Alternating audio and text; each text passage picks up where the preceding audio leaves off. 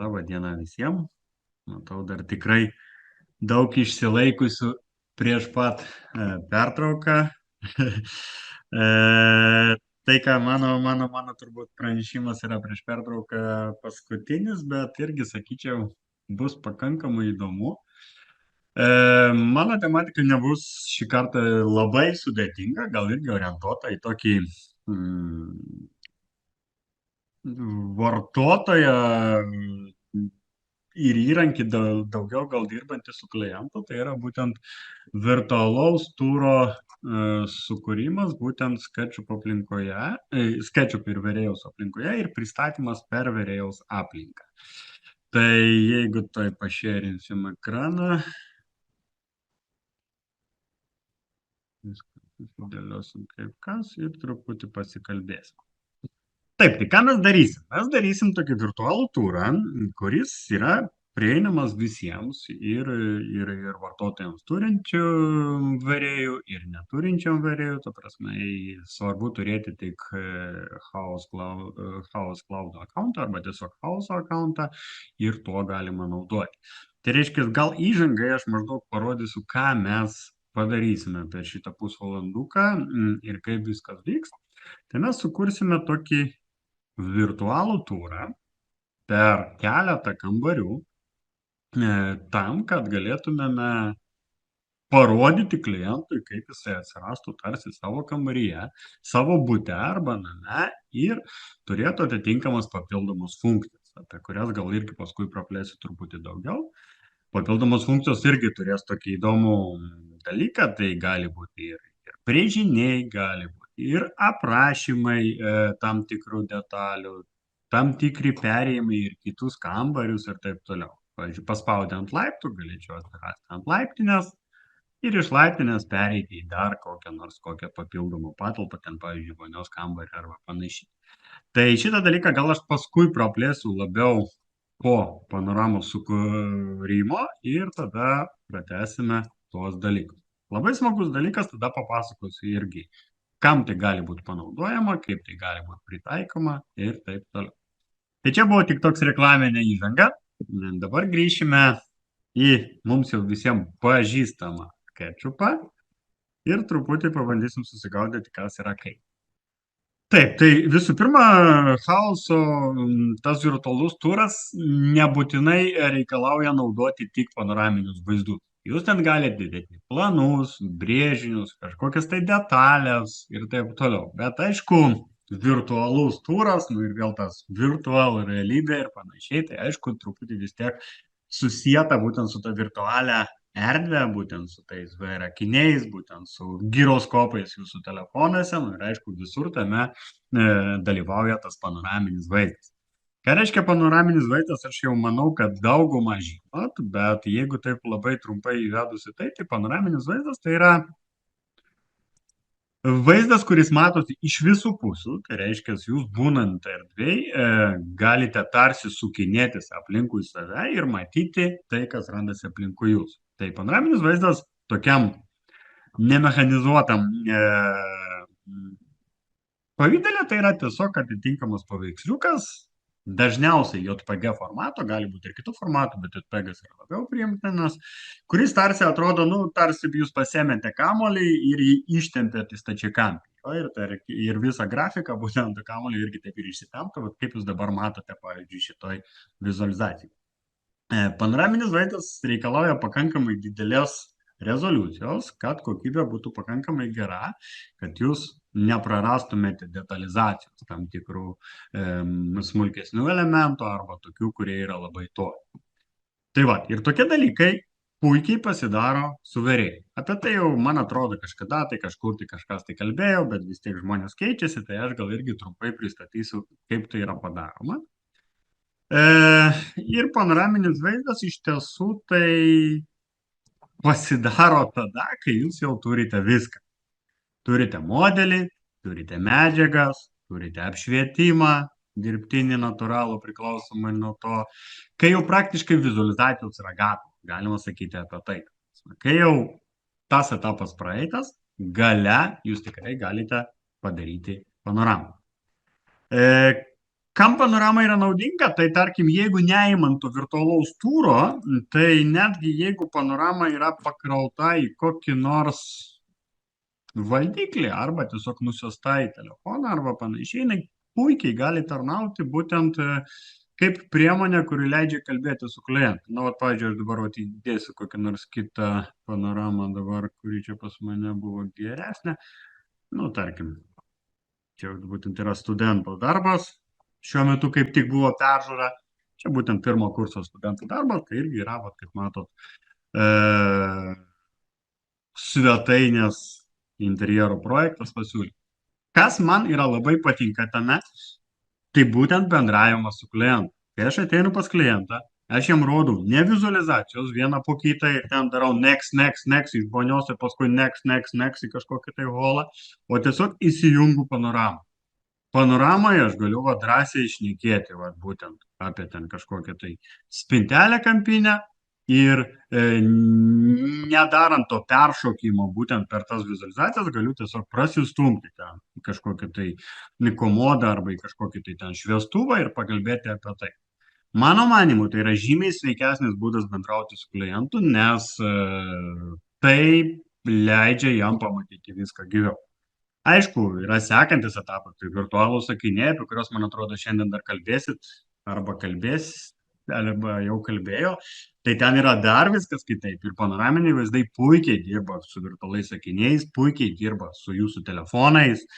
Tai tikrai reklamuočiau ir po truputį prie to priprasti. Iš tiesų tai yra tikrai nesudėtingai padaroma, bet tai yra naudinga. Tai dabar grįžtam, kaip tą panoramą pasidaro. Visų pirma, jūs turite, aišku, turėti atitinkamą tašką. Jo, tai reiškia, vat, jeigu pasisukinėti erdvėje, tai jūs vat, ir matot, kad aš stoviu tokioj nepriklausomai erdvėje ant žemės šiuo atveju.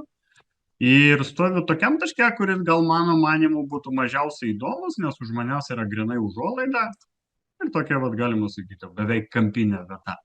Labai dažnai žmonės pasirenka centrinę vietą, bet tai nėra būtina. Aš tai siūlau pasirinkti tą vietą, kur yra iš kurio taško jums daugiausiai matysis erdvės ir kad jums matytųsi būtent tos vietos, kurios yra reikalingos. Tai reiškia, aš tiesiog atrandu vietą skaičiu, be jokių ten kažkokių tai specialių kameros nustatymų arba panašiai. Pasitikrinu būtent su to lock-around akyte, kuri irgi puikiai gali parodyti, ką mes matysim.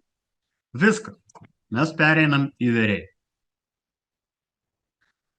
Vėrėjaus nustatymai nelabai kuo skirsis nuo nustatymų, kuriuos jūs naudojate savo vizualizaciją. Reiškia, dažniausiai praktiškai tinka viskas tas pats.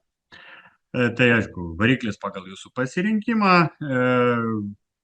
kokybė ir vėl pagal jūsų pasirinkimą ir taip toliau. Apart jau tą etapą, kurį reikia pakeisti, tai kameros nustatymuose yra keletą kameros tipų.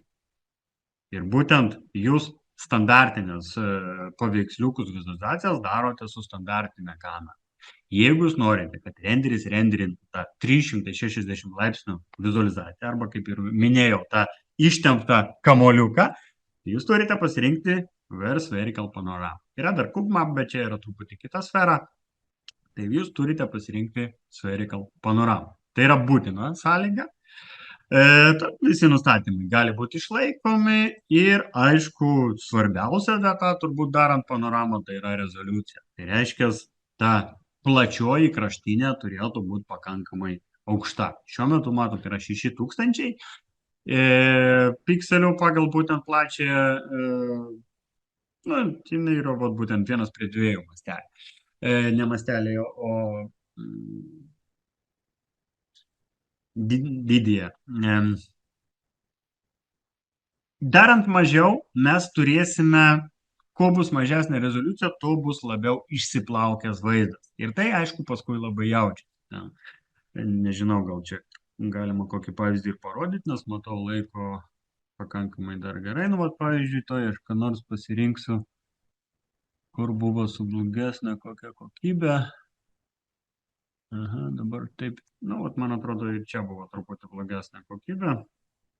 Nu, tik aišku, čia nebus taip kosmiškai bloga, bet matot, jau toks yra lengvas rūkelis.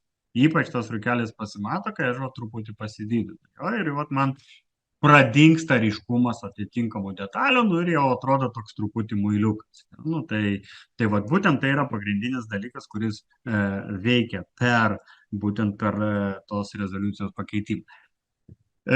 Galima bandyti daryti ir daugiau. Nu, pavyzdžiui, 8000. Jeigu kompas paneš, tai galima dėti ir 10 000, bet kartais nėra naudos. Visų pirma, dėl to, kad žiūrint, per kokią jūs įrangą tą panoramą paskui pristatinėsit, plus jeigu tą panoraminį vaizdą naudosite atitinkamuose, pavyzdžiui, ten naršyklėse, kurios turi limituotą pikselių įkelimą, o jie dažniausiai jau turi tą limitavimą ir tada jums tiesiog ta rezoliucija suvalgys. Tai irgi tokios didelės naudos daryti ten 10 000 pikselių ir turėti tą failą apie 100 ten mego arba net 100 ten mego svorio, tai irgi jau naudos neduoda. Ir plus, aišku, įranga, kas vis tiek yra dar pakankamai komplikuota situacija, tai tiesiog vidutinis kompiuteris jau daugiau negu 6-7 tūkstančių netgi neprarenderins, nes jam tiesiog neužteks renderinimo atminties, ypač dirbant su video kortom ir taip toliau. Tai į šitą irgi reikia atsisverti. Jūs tiesiog gausite atitinkamą errorą. Jeigu jūs padarėte visus nustatymus šitos, jūs tiesiog spaudžiate renderinimo mygtuką ir paleidžiate renderinį. Kaip ir minėjau, renderis toks pradės spaudintis ištemptas, nu, aš tai vadinu grubiai 6 paveiksliukų suklijavimo, bet čia irgi kiekvienas kitaip vadina, ir aišku, renderis pradeda savo darbą ir mes laukiame to atitinkamo rezultato. Tai aišku, ir vėl reikia atsižvelgti, 6000 pikselių su medium kokybė gali renderintis apie kokias, su mano pakankamai galingu kompiuteriu gali renderis apie 1,5 valandos.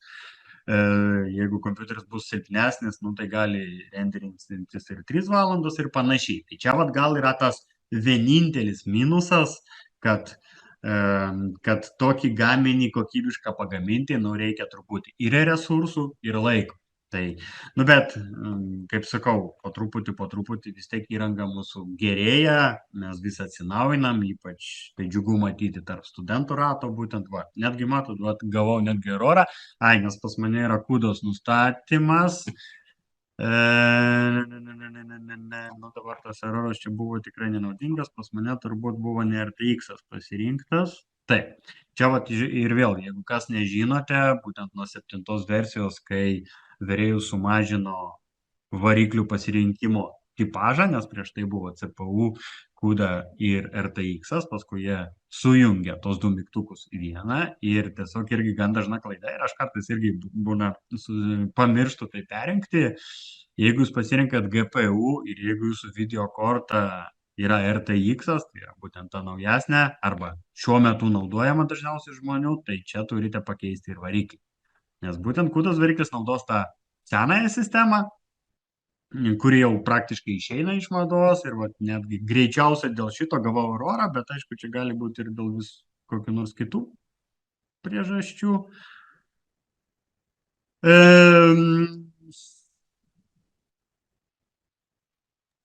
Gal dabar... Kol kraunasi Jaroslavai, galbūt manoma būtų atsakyti tokį klausimą, nes čia buvo nereikia vienas klausimas į ateitį. Labai norisi nuomonės ir problemos analizės su 71 000 virėjai naujinių su skan medžiagomis. Bugas rodomas baltos, suvokiu, kad galima priskirti viewport texture kaip preview, bet kažkaip nelogiškai. Žodžiu, toks įdomus. Man atrodo, tas klausimas dar buvo ne man, jisai buvo prieš tai. Taip, teisingai. Bet mes pagalvom, galbūt netyčia jums pavyktų kažkaip atsakyti. Nu, aš dar pusę jo nesupratau, pradėkime. Jo, čia reikia įsiskaityti iš tikrųjų. Gal jūs, žmogus, kuris rašė, gal jūs truputį patikslinkit, truputį paprasčiau tą klausimą. Jo, nereikia, iš tikrųjų, jeigu dar klausom. Nes, kaip supratau, čia ne vienas aš susidūriau, nes aš irgi perskaičiau tą klausimą ir irgi taip pagalvoju,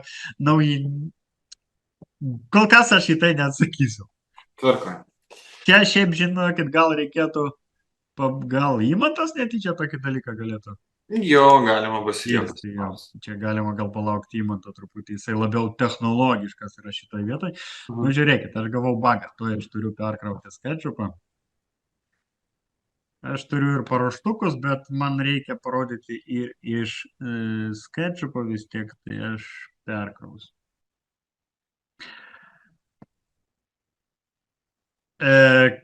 Nu gerai, tai greitai turiu pasikrauti.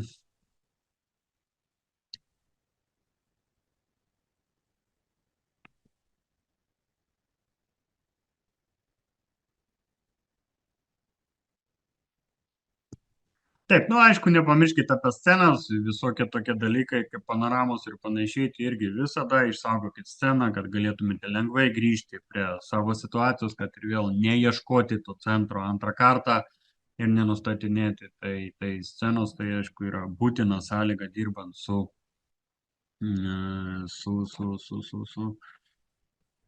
Nu gerai, aš dabar kaip testinę padarysiu 1000, kad tik jūs suprastumėte būtent kūdą, tai ir vėl nepakeičiau. Nu, tiek to, tegu būna su kūda. Čia vis tiek šitas dalykas turi pasikrauti. Kai panoramą pagaminat, irgi patarimas, nu kas čia vyksta, nu tai aišku, kaip pristatymas, tai va turim tada gaudyti nesąmonės. Tai čia yra, ne man vienam jau taip pasidaro.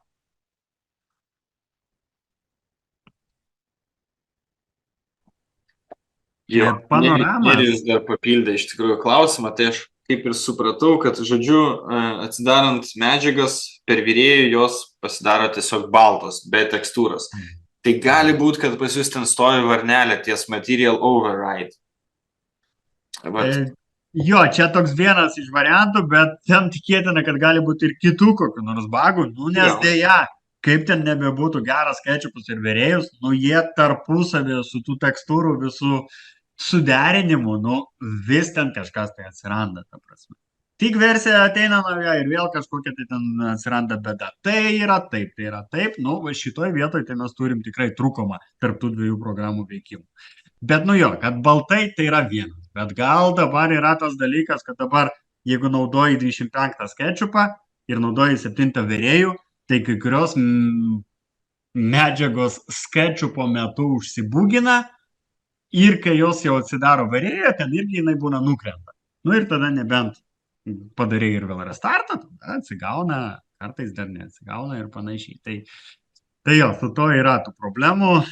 Nu, vat aš praradau 5 minutės per tus bagus. Nieko, tai prieš pietus pas jūs laiko dabar yra. Tai... Jo, dar truputį laiko yra, nu, bet aš taip manyčiau, kad viskas spėsiu laiku. Taip. Nu, atsigauk. Gerai, greitai dar GPU. Jeigu užlūž, tai apeisim šitą vietą truputį kitaip. Kamera. Taip, padarysim mažą, kad tiesiog suprasti esmę ir paleidžiu.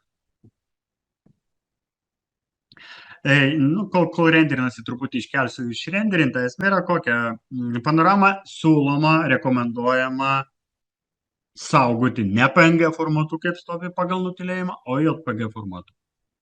Pirma, tai yra dažniausiai vaizdas už lango, kuris gali būti ne iki galo padarytas, gali būti kiaurai lange. Antras dalykas, ne visos naršyklės arba ne visa įranga, kuri priima VR nuotrauką, yra taip sukonfigūruota, kad suprasti visus formatus. Dažniausiai netgi tą JPG reikia truputį ten perkoduoti, užduoti tam tikrą kodinį kokį nors kitą fotoaparatą, kad tai veiktų. Tai kaip koduoti šį kartą nepasakosiu, bet jeigu kas norėsit, tikrai surasite internete, yra ten visokių būdų ir parašinimų, bet JPEG'as yra žymiai geriau.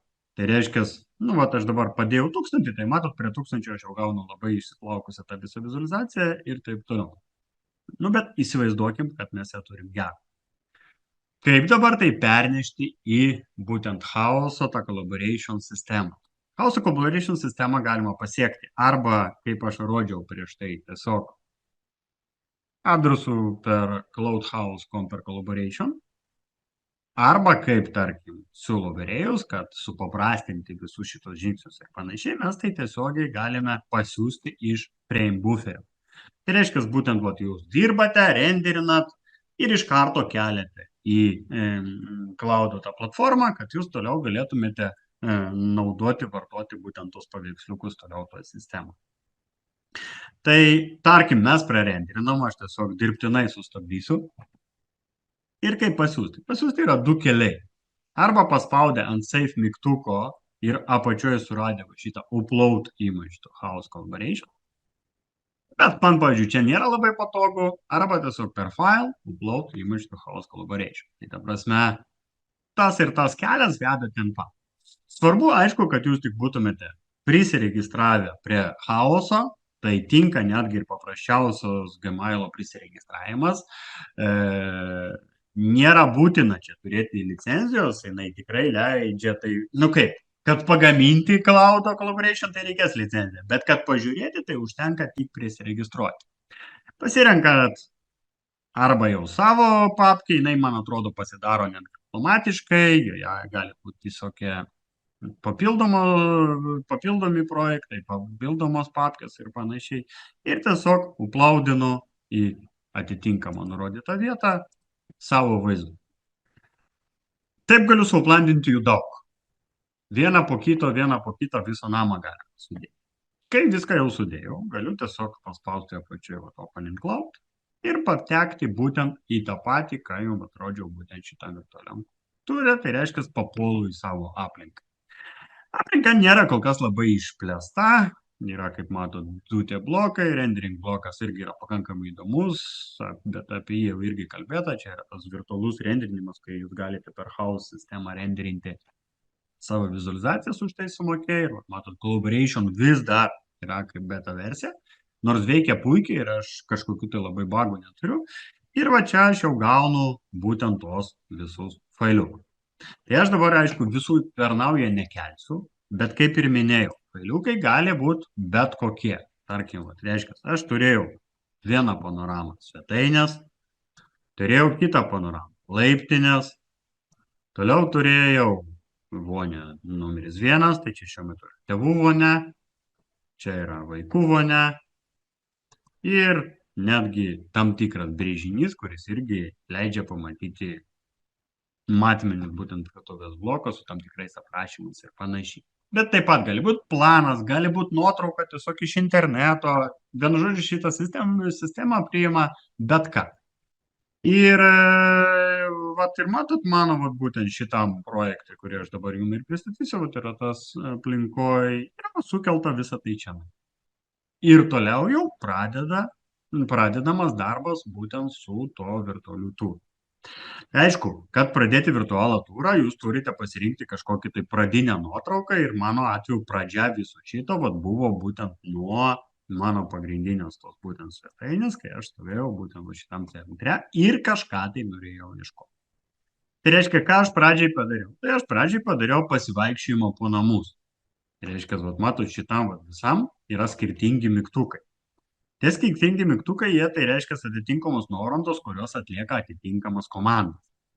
Tai reiškia, jeigu aš paspaudžiu ant savo sukurto mygtuko, aš kažkur tai nueinu, kaip pavyzdys yra šiuo metu, aš spaudžiu ant laiptų, ir kaip priminėjau, aš pasikeliau su laiptinė į antrą aukštą. Ir toliau ir vėl turiu pasirinkimus. Galiu eiti į vieną pusę, galiu eiti į kitą pusę. Tai reiškia, jeigu nueinu šiuo metu į kairę, tai papuola būtent į vaikų vonį. Ir vėl matau panoramą, ir vėl matau, kaip viskas yra išdėstyta, kaip yra suprojektuota ir taip toliau. Ir taip pat yra kažkoks tai kitas mygtukas. Tokie taip vadinamos etiketės. Jo labai primena būtent tago etiketės ketšupe. Ir ką jinai daro, tiesiog jeigu tu ant jos paspaudi, netgi nereikia paspausti, užtenka atsistoti su kairyte.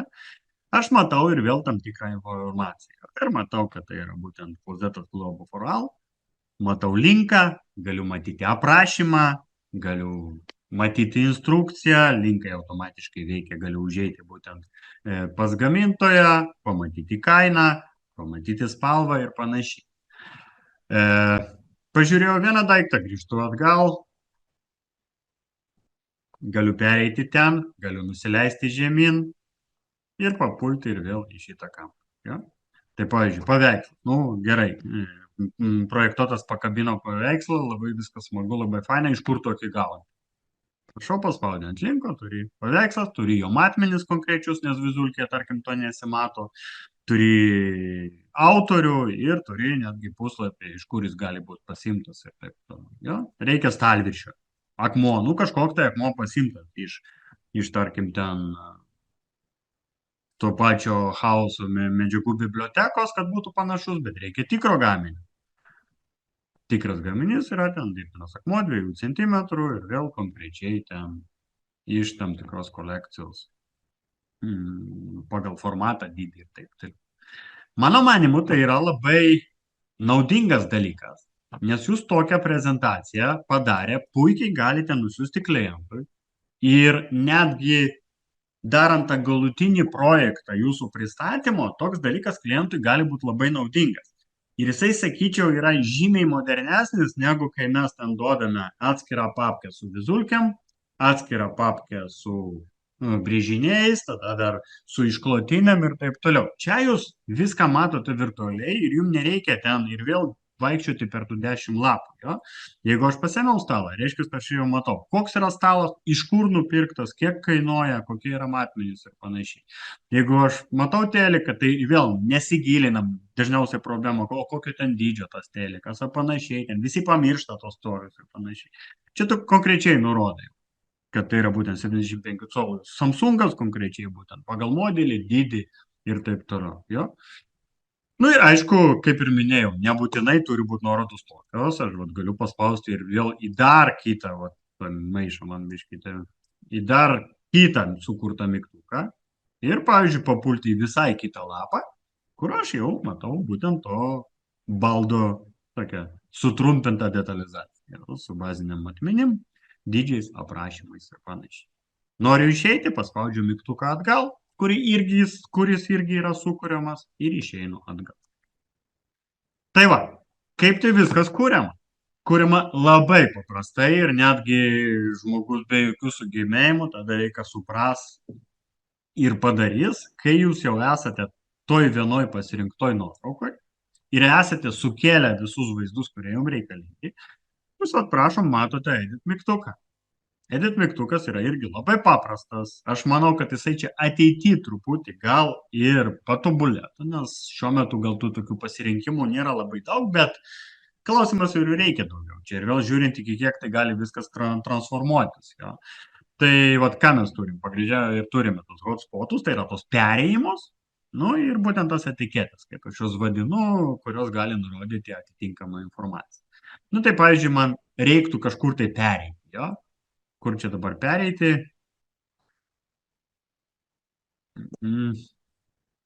Nu, dabar aš čia neturiu kur pereiti į naują, toj palaukim, greitai kažką tai kursiu, tarkim, man reikia papildomo failo kur nors užėjai. Ja?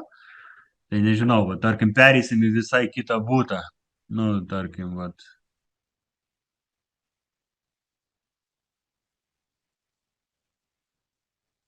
kažkokios kaip tyčia visos kreivos panoramos čia yra šitam faile.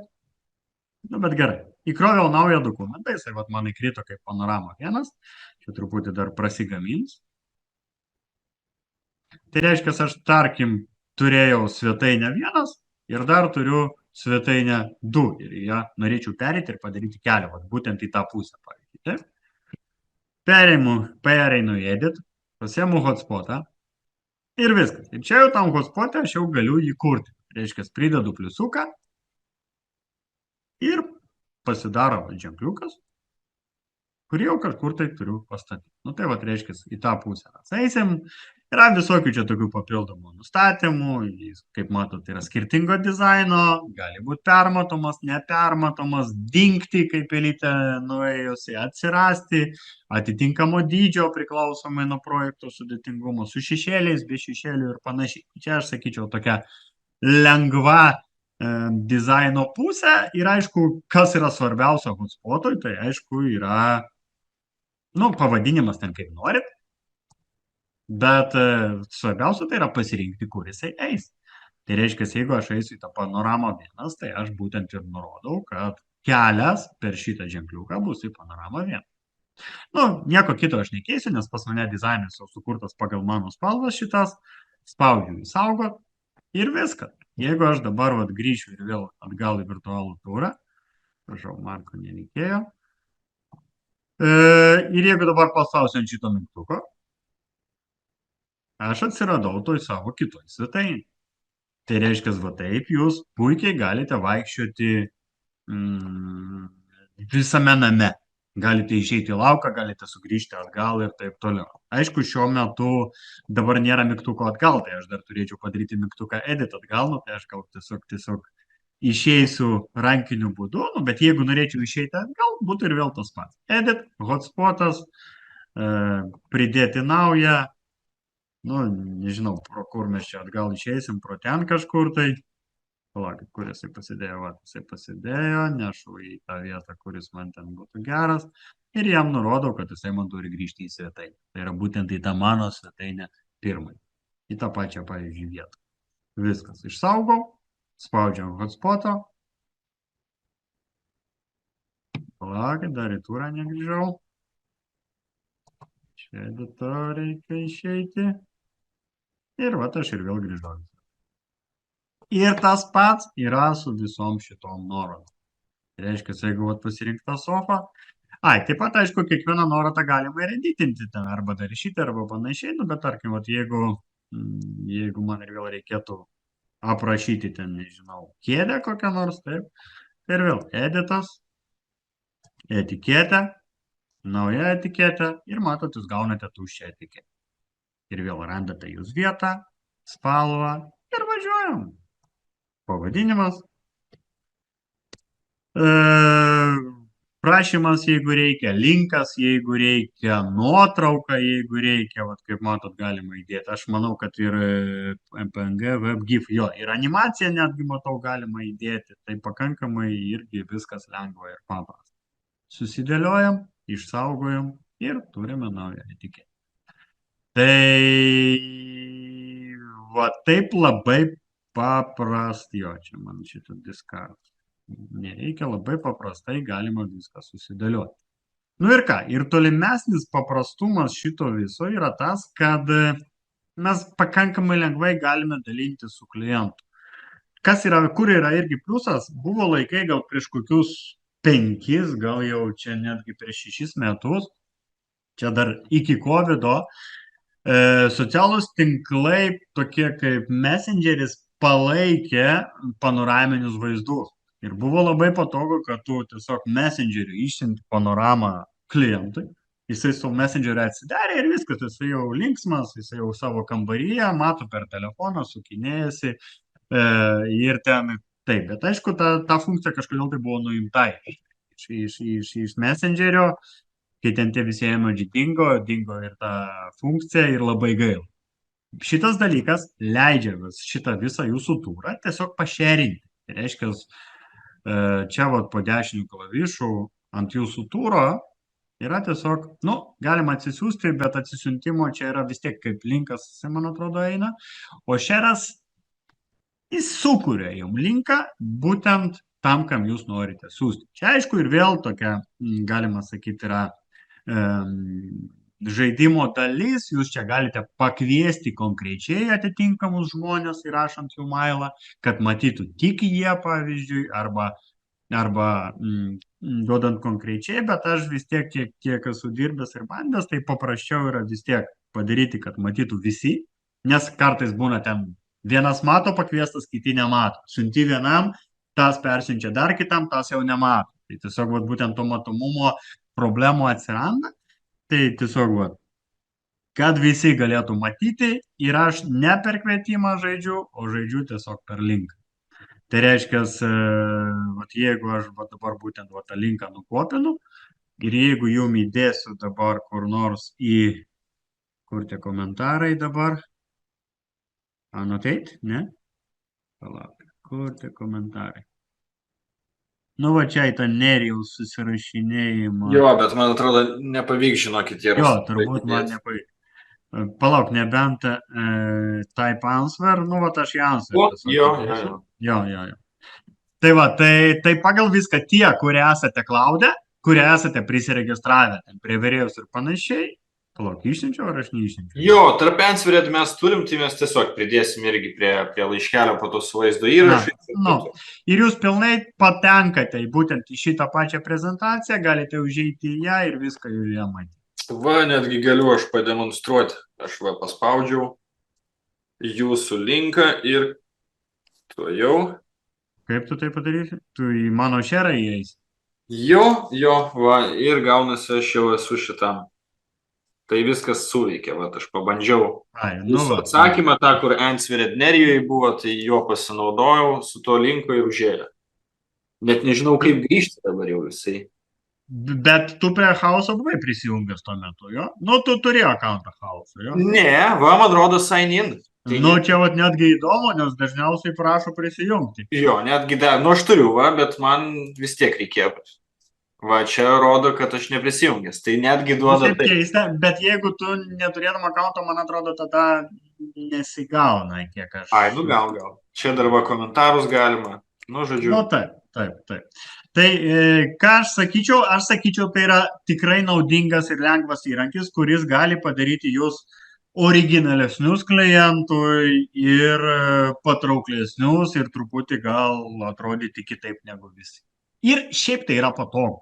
Iš karto klientas gauna tą tokį, galima sakyti, atmintinę objektų ir panašiai, kad paskui nebūtų, kad sėdi visą laiką ant to pačio ten WhatsApp arba Messenger ir atrašinėjau, kur yra vienas objektas, kur yra kitas objektas arba panašiai. Nu, nebent tu jau davei išsame ataskaitą viską. Bet išsame ataskaitą papildytą vizualų, manau, galėtų būti labai naudingas dalykas. Ačiū uždėmesi.